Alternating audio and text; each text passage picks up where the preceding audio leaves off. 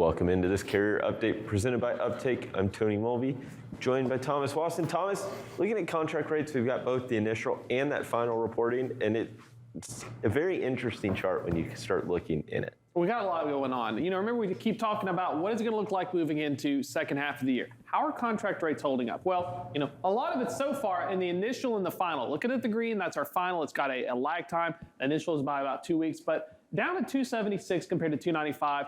I think it's really interesting. You highlighted this earlier before we went on. Look at the middle here. Like, in terms of what's going on, there's a lot of uncertainty. Yeah, for sure. So when you think about these large shippers, right, that operate really under contract, they have that negotiating leverage in these. They're able to push rates down after loads have been moved. That's kind of what you see here back in March and April when you saw the spot market really, that's where it really hit the brakes, right? Where we saw that massive decline in spot rates.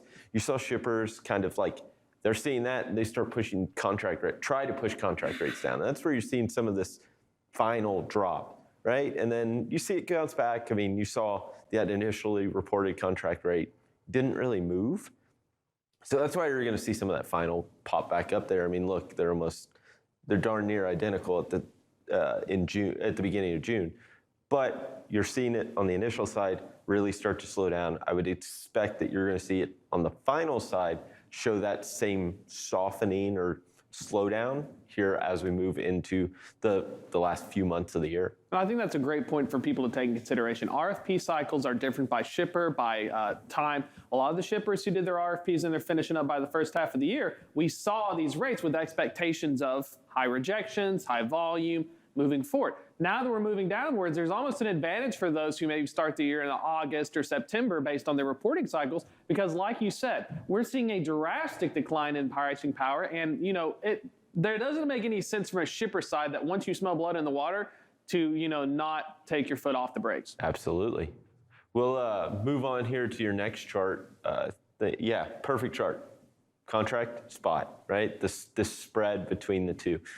$2.76 on the contract side, $1.90 on the spot side. I mean, really seeing that spread stay wide, right? We've seen contract rates come down.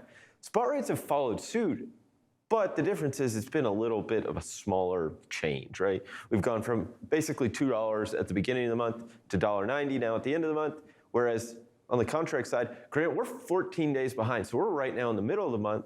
It's only been 5-6 cent decline since then, but the drop really happened the last week of July as opposed to in the beginning of August. And I think it also coincides with earnings. We start hearing about high inventories. We start getting this feeling, this vibe. And the vibe right now is we have too much inventory. Expectations of freight volumes are moving down. Spot rates are going to be falling accordingly because now shippers are in control. So this is worth watching because that huge spread could mean, the difference between a good earnings cycle and a bad earnings cycle moving into Q3. Awesome. Well, thank you so much for this update, Thomas. We'll be sure to check in with you again a little later. Right now, we'll toss it over to Sydney Edwards with our first look at headlines.